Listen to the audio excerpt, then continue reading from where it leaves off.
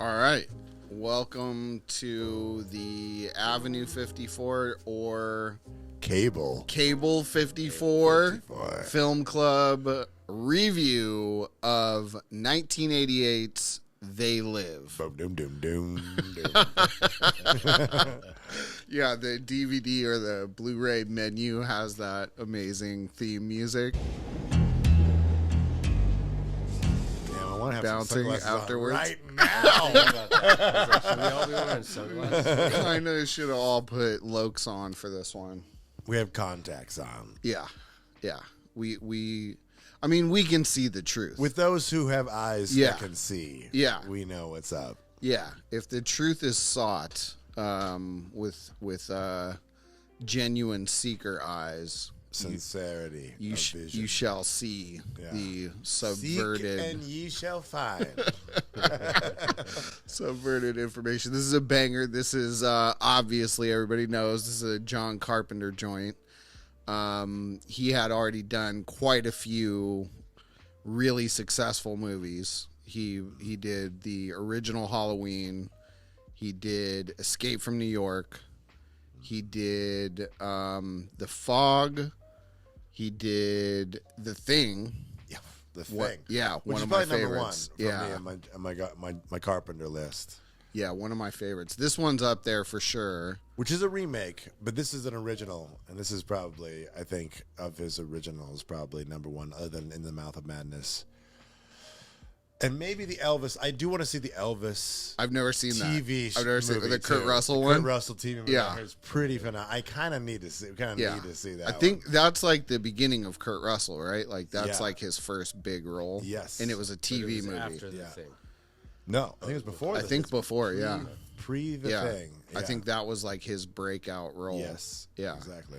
Yeah, but Carpenter's just such a G, man. Like I mean, this movie is all concept. Like, I mean, or at least, that's my favorite part of it is all the concepts running through it. Right. There's not like the structure of like a movie where you have the, like there's not like a strict like midpoint reversal. Well, I guess the midpoint reversal, it would be him beating the shit out of Keith shit out David. of Keith David. And forcing him to wear the glasses. Put these on.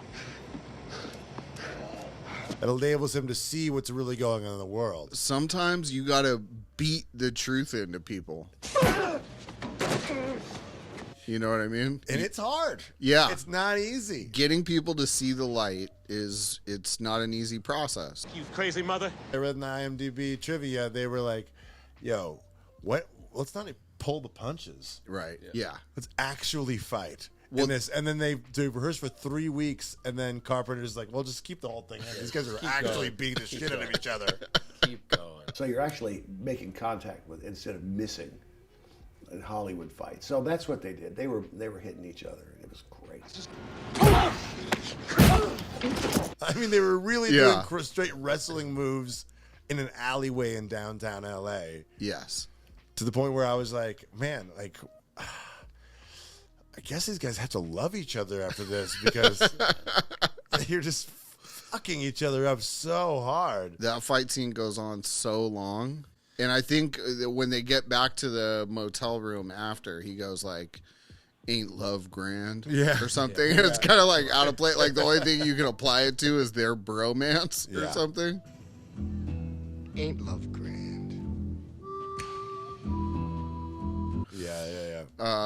Yeah, I think the Carpenter said, because the Blu-ray that I got has like a mini doc in the beginning. It's like an interview with Carpenter. And he's like, I just wrote fight scene and then like left 2 pages blank or something. What I did was I wrote the fight begins, and then for about 4 or 5 pages I was blank except for the fight continues. And then when I was talking to Roddy Piper, he was like, yeah, the best fight scenes are the ones that you like practice for like a month, and you have them just totally choreographed and down. I mean, it stands up. Fight scene stands up. For Stands me. the test of As I time. was saying earlier, I was like, this is the only thing I really like that stands out about this movie is the fight scene. Yeah, And that it you still remembered. stands up, Yeah. Right. And it Right. still stands up. It's so good. All the edits are so great. Yeah. Bunch of wrestling moves. Yep. Yeah. They do a bunch of But now I'm wondering suplexes, if triples. there was no makeup involved because they were actually really beat up. Yeah, in the they were scene. really beat Roddy up. Piper's face is swollen by the Yeah. time they get to the hotel scene. And it was like, is he like? It's hard to fake a swollen Yeah. face like that so Yeah. much. It looked realistic, so I'm assuming it was. They were hitting each other. And it was crazy. The giant like road rash on the back of Keith David's head after he's like beating his head Yeah, into the you ground. never see that. In No. movies, no. No, especially not like a a B action movie like this, where usually the guys are not beat up appropriately to what No. just happened. And you know, it is a B action movie, but it's It is. a concept movie. A concept. This is Exactly. spawned. I mean, think about how, like, just how seminal this movie was in terms of like both the. I mean, obviously the art of Shepard Fairey. He's the Obey guy, right? All the Obey shirts, all the posters, Obey. The Obama poster. But mostly, but also just the way we look at the world is all just from these glasses. Oh yeah, Has no, spawned everything. It was before there was such a thing as a truth movement, right? Before there was such a thing as like, I mean, were aliens even that big at this time? Like in terms of like realistic, like oh, there's UFO stuff. I mean, it was always around. But what was your waking up moment in terms of like, why is this world so fucking crazy? I think like most, and we've talked about What's this your before. glasses moment? What's your problem? Really, I'd say it was like the Loose Change documentary and the Zeitgeist documentary that had me start looking into all this type of shit. Yeah. And this is concepts that run along those lines.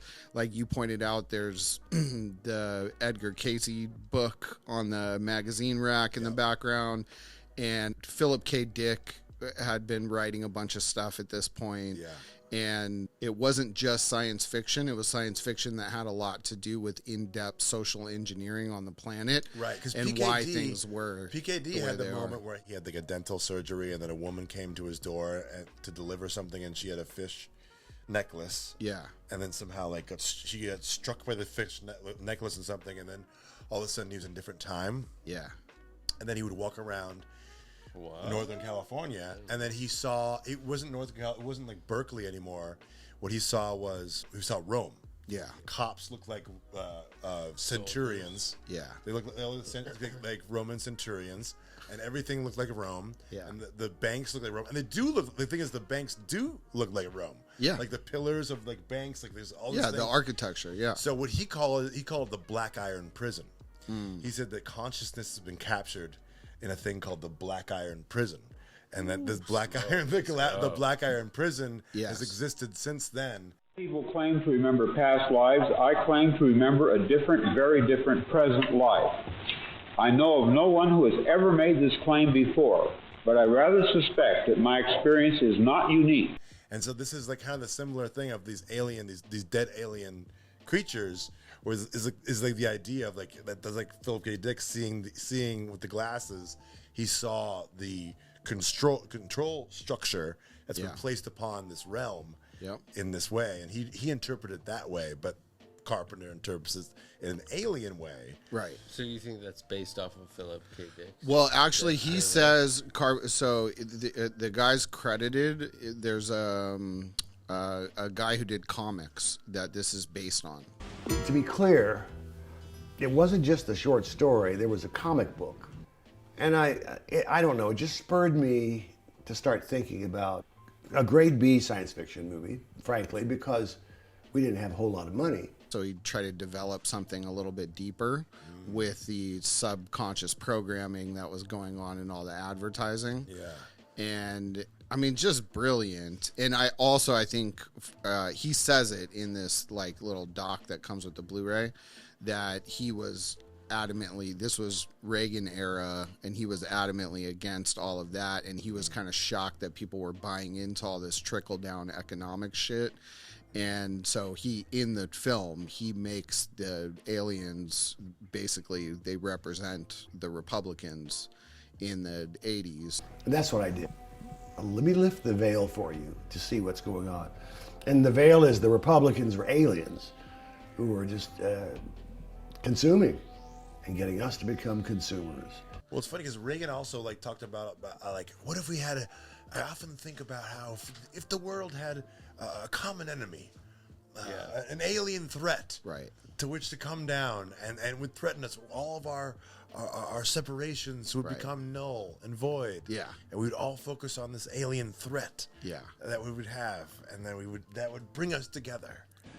I occasionally think how quickly our differences worldwide would vanish if we were facing an alien threat from outside this world. And yet, I ask you, is not an alien force already among us? Because for me, like it was actually like when Buddy gave me like David Icke book, the Biggest Secret. Okay. Which is like a 900-page David Icke book. You didn't read 900 pages. Oh yeah. Oh, I did. You read the 900. Absolutely. I was like, it's a page turner. I was like, oh, everything's a lie. Everything's a lie. Oh, everything's a lie. Right. You know, like, I Right. was just like getting more and more into it. Yes. And recently, I found out that David Icke was actually the publisher, was a Scientology publisher. Really? Because Interesting. it's about aliens lying to it. I mean, it's the whole thing. Yeah. Which is Mormonism is also aliens lying to us. It's like it's all setting up for, you know, getting rid of these old religions. Christianity, Islam, Yeah. Judaism. These are old religions based off of like this monotheistic God. But those don't really work for the New World Order. Yeah. Right? You've got to have a new religion. We've got to have something else going on. And what would be the one thing that would get rid of all the religions? Yeah, one threat to the whole planet, and then Aliens. Completely undercut all of the old religions. Yeah. And then would come into ascendancy a new Yeah. world order. And yet, I ask you, is not an alien force already among us? Yeah, create a one world government, which, if you wanted to look at Back to wrestling.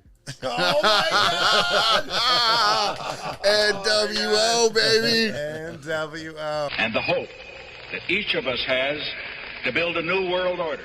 A new world order. It's a phrase that I often use myself, that we needed a new world order. And now is a time when things are shifting. There's gonna be a new world order. New world order.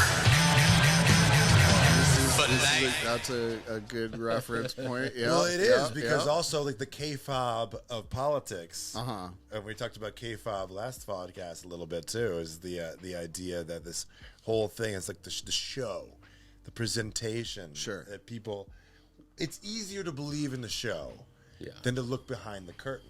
Right. And this movie is about looking behind the curtain. Yes. And what happens to people who look behind the curtain? Well, it seems like they present two options. You either sign up, you go the, what's his name, Cyrus route in the Matrix, where you don't care if the steak's real, you just want the steak. Yeah. And like, plug me back in, boss. Yeah. You know, I'll run it however you want. Yeah. Which is the, homeless guy who shows up in the tuxedo and basically says, "Look, baby, we can all get paid here. What are you guys are harshing everybody's mellow. Let's get a little bit of this trickle down." You know what I mean? You can have a little taste of that good life too. Now I know you want it. Hell, everybody does. So you can go that route, or Interdimensional trickle down. right. One tastes better over here, baby. Yep. Or you can go T2 level kill count, batshit crazy. Keith David and Roddy Piper on their asses. Yeah. And have that satisfaction of the middle finger at the end. Yeah, I do. I think one thing that I thought was funny, which relates to what we're talking about in like worldview and all this conspiracy stuff and what part of it's true and what's not, was where they pointed out in the beginning in the grocery store when they show the one alien talking to the like depressed human who's like, "I don't know, man. I don't know if it's going to work out." And he's like, "You just got to think positively. It's all going to work out." Look, it'll come, all right? Just don't worry about it. The feeling is definitely there. It's a new morning in America. Fresh, vital. The old cynicism is gone. We have faith in our leaders. We're optimistic as to what becomes of it all. It really boils down to our ability to accept. We don't need pessimism. There are no limits. And so they're like framing the alien agenda propaganda as being this positive thinking movement, Right. which like flows through all of the self-help stuff, New Age, all the New Age. Yeah. So then it's like, okay, so if I always wondered if the New Age stuff was a psyop and is a psyop. Is it just controlled opposition to, like, you know, try to move those groups where they wouldn't be able to organize properly and actually start a revolution? Is it just that? Or is the New Age actually the thing they want to shift into the new one religion? Where it's feeling good enough. Yeah, yeah. right. Where that's the new Matrix too. The new Matrix, which was a terrible movie. but like the new controller of the Matrix. What's his name? The psychologist who's kind of like the Edward Bernays. Yeah, yeah. There we go. It's all about the personal psychology now. It's all about feeling good. Right. It's all about the individuals feeling good. Right. And whatever, because like it's not about like this top down like control of the Black Iron Prison. Now the Black Iron Prison is now inside of everyone. Right. And it's like whatever you choose it to be. Right. Like that's enough. That's enough. You're happy. You're good. Yes. You're still in the system. The TV's still blasting. You know, still the content is still coming, and you're still accepting whatever is being presented. But you can cold plunge it out, so it's okay. Exactly. That's the only thing we know is that if you execute a couple of things in your body, lower the temperature, you feel good. Yeah, take some vitamins. Yeah, hit the sauna. I think that the concepts are what I'm absolutely in love with. I think it's also just a very fun B action movie. I think it's obvious that they don't take a lot of it all that serious from a production standpoint. The things you even pointed out, like he's wearing a wedding ring, but his character's not married, and that's because Roddy Piper was actually married and didn't want to take off his wedding ring. And John Carpenter was just like, yeah, right. Who All gives a John shit? Nada. Nada. John Nada. John Nada is his name. Brilliant name. There ain't a lot of difference between John Nada and Roddy Piper. Shout out to Cy Richardson, who plays Black Revolutionary. That's what he's credited as. Ever see that Disappearing Act? Once. Yeah. But he's like an Alex Cox regular. He's in Repo Man. He's the one who teaches Emilio Estevez the ropes when he first becomes a Repo Man. Okay. And then he's in one of my favorite exploitation, wacky Alex Cox movies, Straight to Hell, as like one of the bandits with Courtney Cox and what's his name? Cox, Courtney Love. Courtney Love, yeah. Nada. with Courtney Love and the guy from The Clash is in it too. Joe Strummer. Yeah, Joe Strummer. Oh, That's an amazing exploitation, like parody film on like spaghetti westerns and heist films, but yeah, seeing Cy Richardson in this made me smile a lot, and he just has a little part, but still, shout out Cy Richardson. Yeah. I mean, the shots are beautiful. Everything was presented. It is shot well. Yeah, it is shot well. It's all shot in locations that we know don't exist anymore. It's parts of Echo Park that have been well developed since then. Right. Yeah. It's like these like homeless encampments that have become like apartment buildings and buildings since then. Yeah. But it's the iconic look of that 80s LA, downtown LA. True. Also, it predicts drones before drones existed. It does. The aliens have like these invisible drones that can only be seen with the glasses, but that's like, oh man, we definitely have those now. Yeah, their version are just invisible. What's that?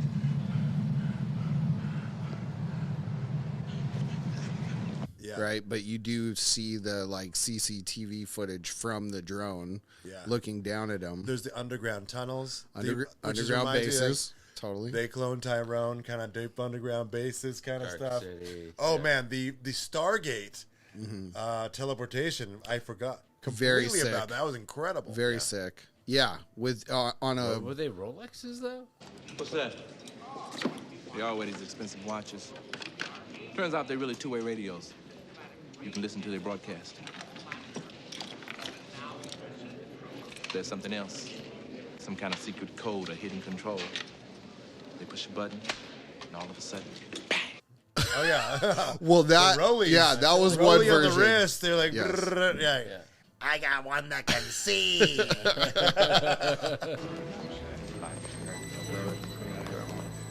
He's a tall Caucasian male.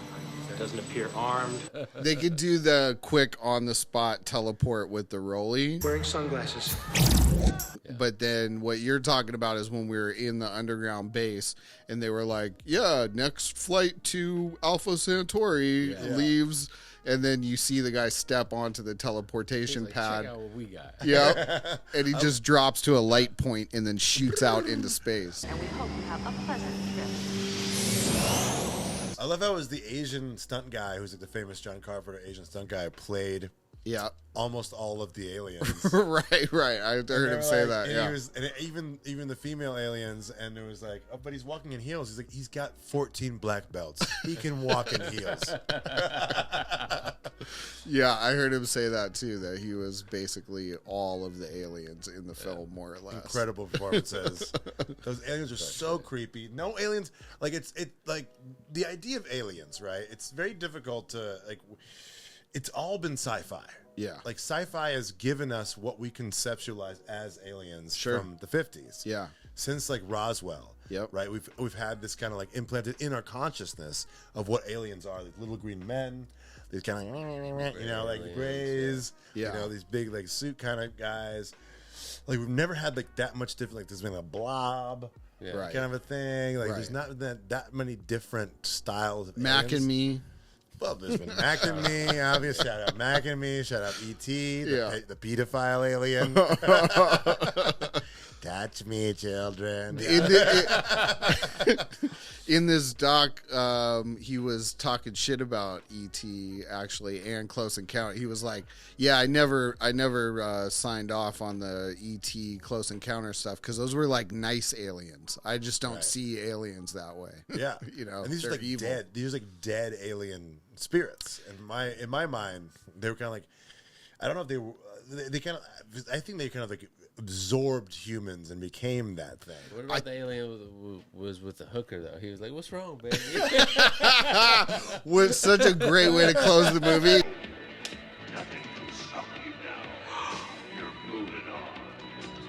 Hey, what's wrong, baby?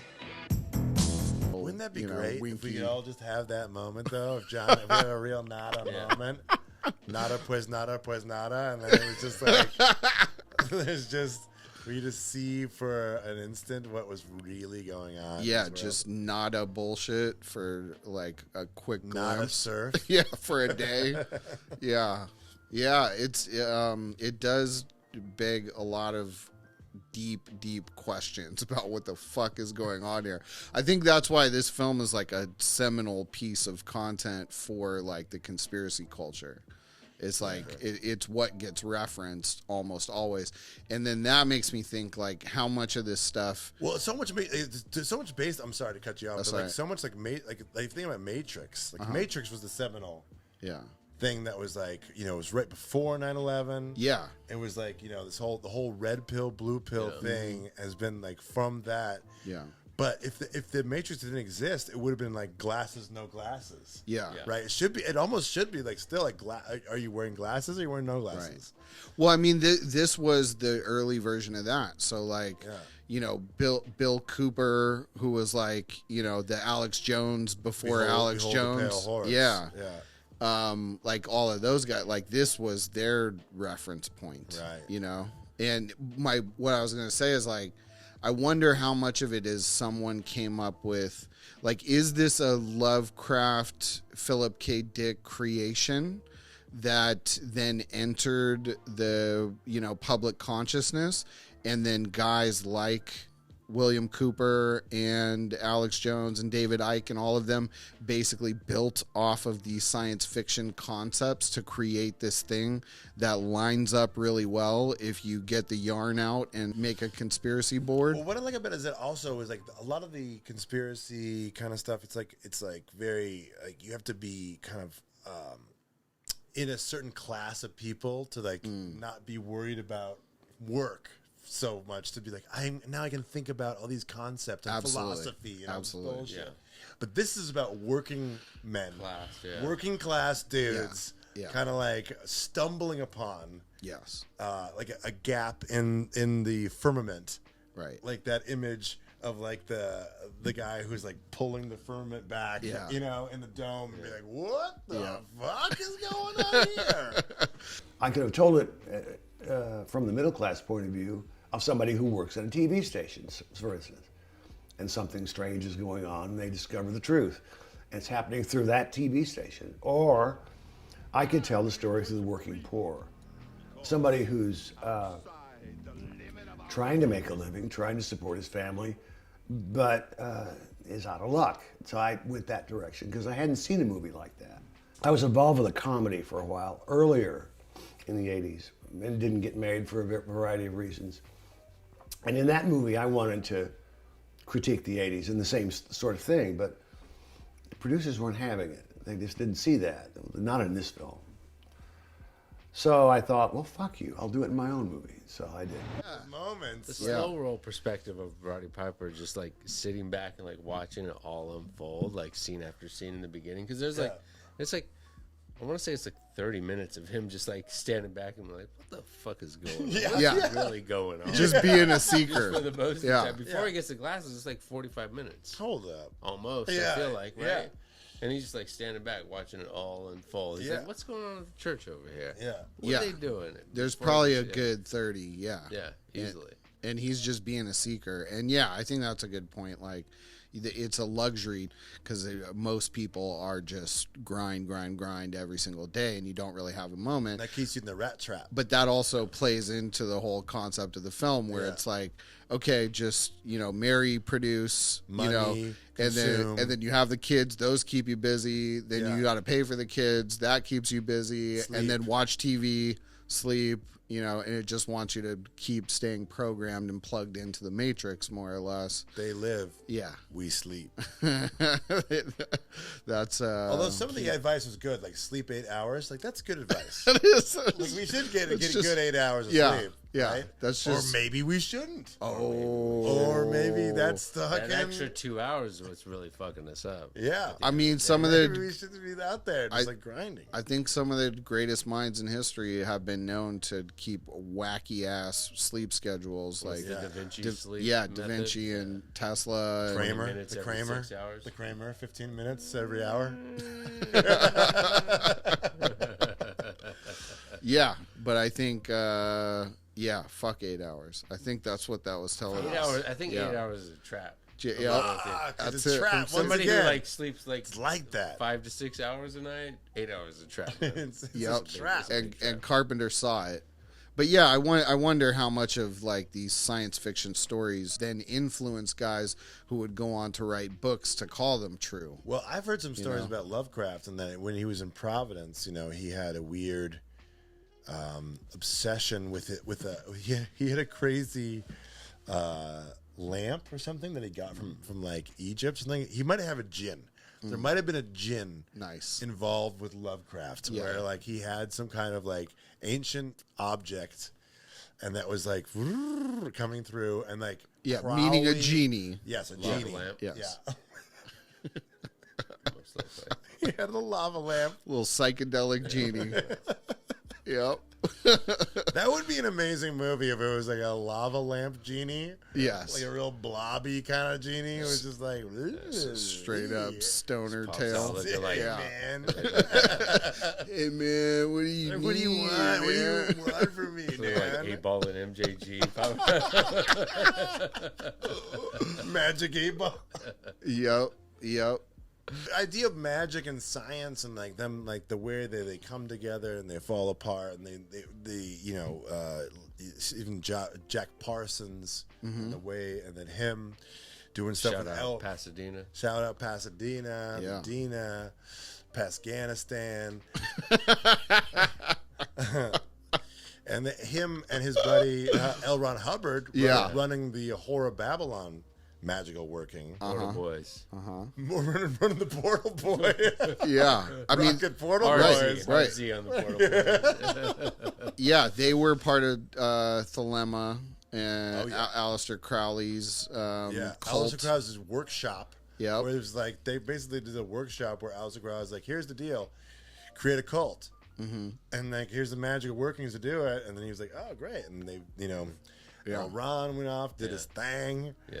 And then Big tanks. Big tanks, okay. Did you ever see that show, Strange Angel? No, but I'm about to watch it. I can't wait. Strangel. It's actually Strangel? it was actually good. Yeah, I can't wait. I just saw a trailer of it. I'm very excited about It's the story of Jack Parsons, and they follow all of the Thelema stuff is like central to the story, how they're telling. And Aleister Crowley is like a central looming figure that's sort of like orchestrating everything that he's reporting back to. What's his name? David Miscavige.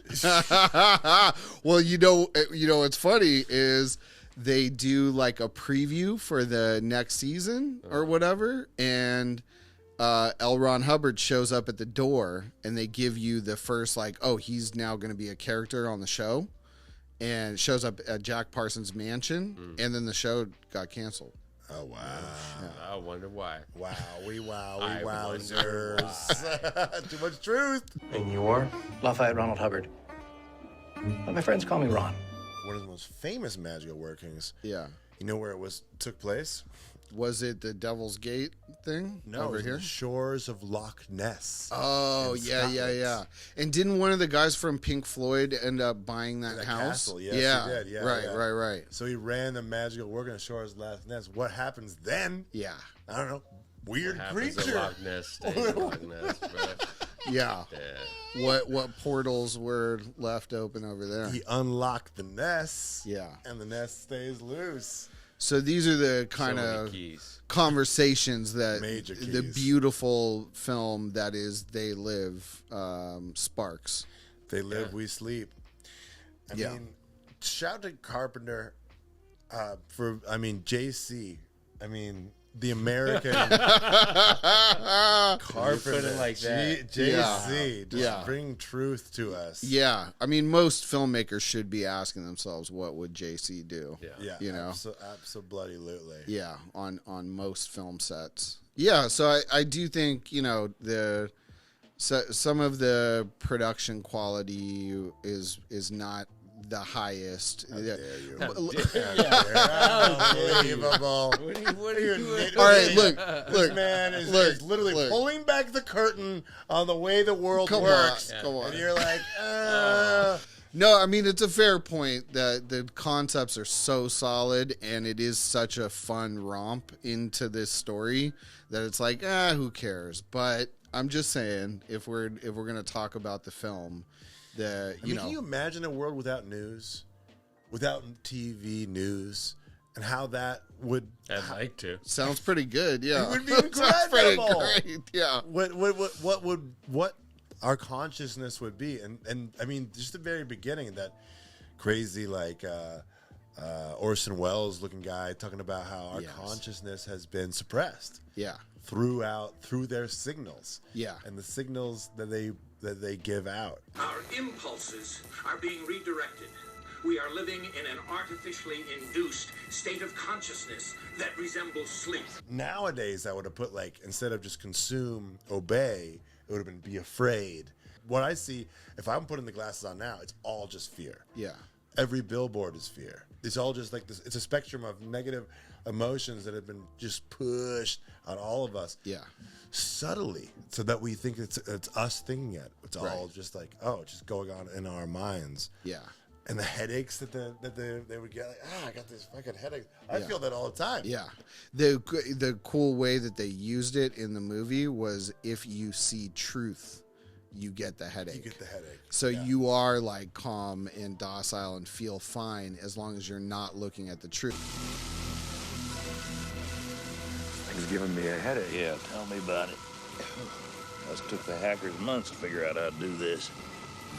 The poor and the underclass are growing. Cognitive dissonance in my, my brain. Exactly. I can't kind of process these things, but Exactly. all the propaganda that I've witnessed throughout my life. Yes. Wait, no. And they were getting angry at the truth. But Donald Trump is bad. No. That's basically what I think. Yeah, Trump bad. No, Biden bad. Trump bad. Biden bad. Put the mask on. Take the mask off. Putin bad. Yeah, and when they would put the glasses on and see the truth for a while, then they would get crazy migraines. Right. That's what he's like. It's a drug. It's like a drug coming down for him. It's just like so crazy. The come down's rough. Woo. It's like a drug. Wearing these glasses makes you high, but you come down hard. Yeah. That is what it feels like. Because I felt like that a bit when I was too addicted to conspiracy online stuff. Sure. To the truth. I got addicted to the truth. I got addicted to the feeling of getting my mind blown. Yes. Right? I was just like, I can't stop. Totally. I want to just keep blowing my mind, please, please. And that's also a problem because it gets you trapped in other mental cul-de-sacs. Sure. Secondary matrices. Yes. Of like being like, oh, but now this is what it has to be. But it's like, no, it is like that's another. You're still trapped in the matrix. The pump or the Birkenstock, man. Barbie said it. It's binary thinking, you know. He's still left and right. It's just like, no. I like to keep an open mind to disinformation. That's my favorite information. Is the disinformation. Yeah. What are they really wanting me to not think? Okay. I will think that. Right. And then realize that's probably bullshit too. Psyop. I'm psyoping myself before they can psyop me. This is Joke's it. on you. This Yeah, is it. you can't Psyops fire on me, psyops. I quit.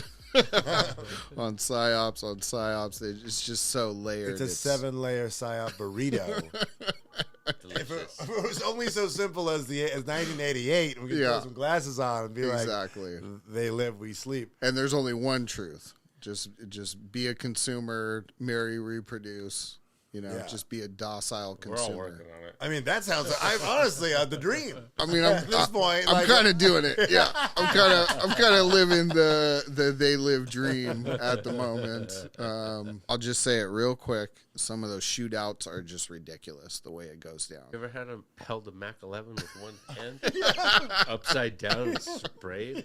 Well, no. In the reverse, Roddy Piper's aim seemed to be fantastic, and every time he would hold one-handed.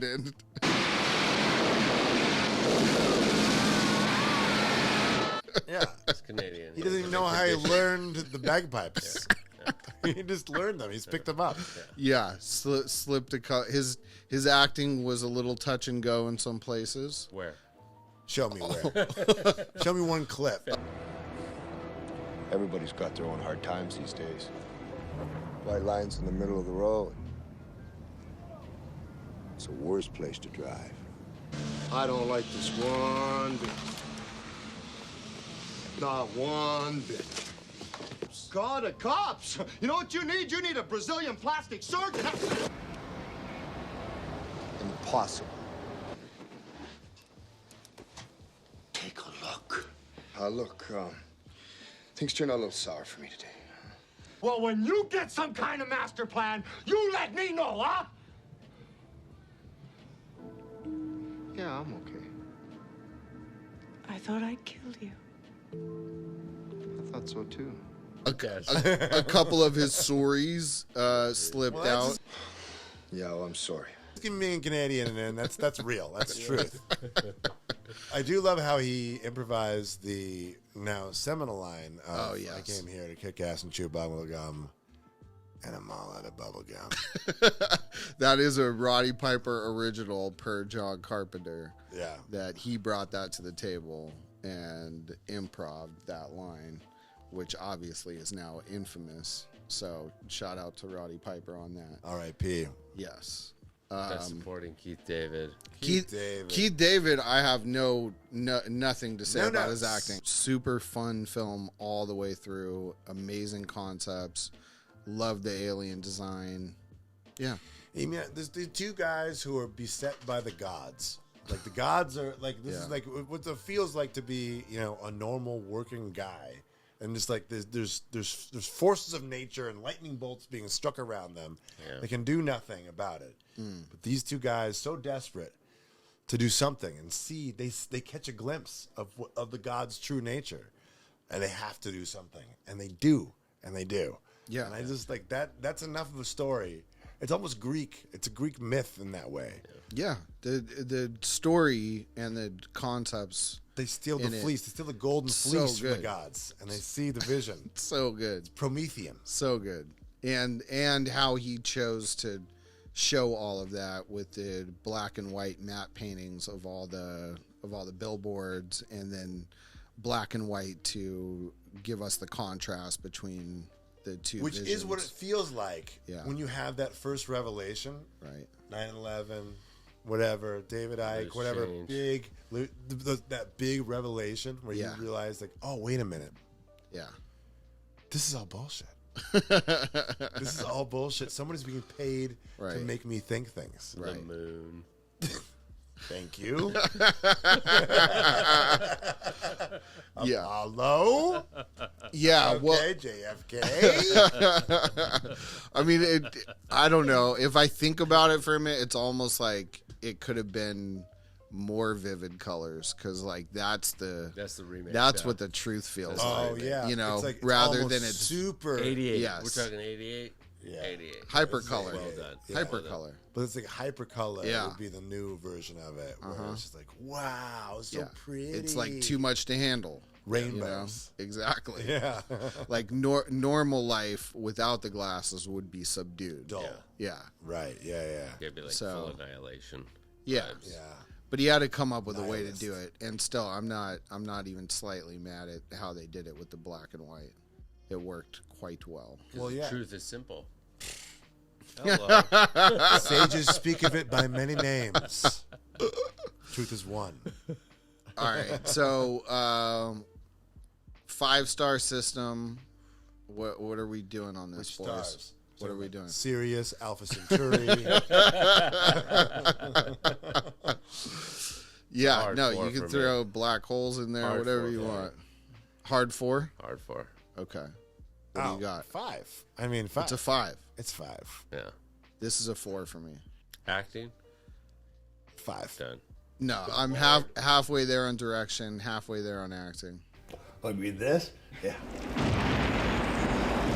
What are you gonna take half a plane ride to your destination? I'm just gonna get out here. Oh, I think we went to the moon, but we just faked the video of it, and then it didn't. I think that 9/11 was done by Osama bin Laden, but simply with the help of the CIA. What is this half bullshit? What are your half measures? You guys are just kidding yourselves. COVID's a real disease. If you think this, if you But think we had to do what we had to do. if you think that the acting was top notch, as good as the bad actor in the movie. Roddy Piper. Absolutely. Wrong. Absolutely Wrong. not. I should suplex you right now, sir. I was charmed multiple times by Roddy Piper. Dude, I was like, hey, Roddy Piper, give me a break. He's like, All right.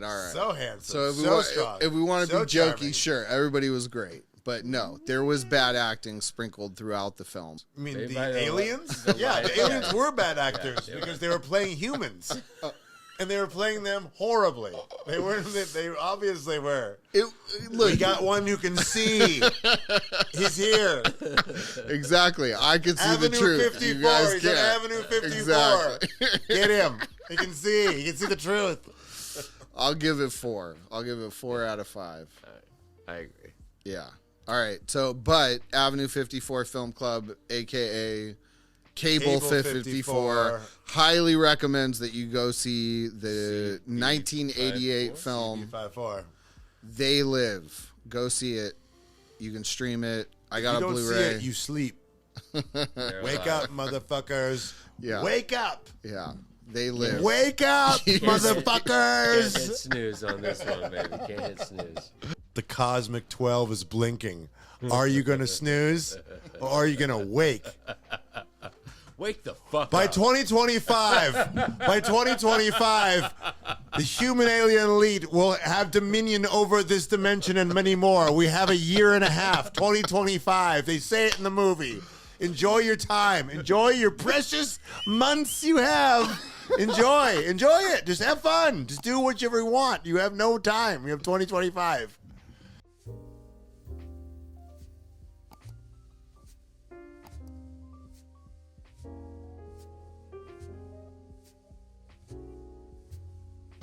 All the sex and violence on the screen has gone too far for me. Filmmakers like George Romero and John Carpenter have to show some restraint. No limits. It figures it would be something like this.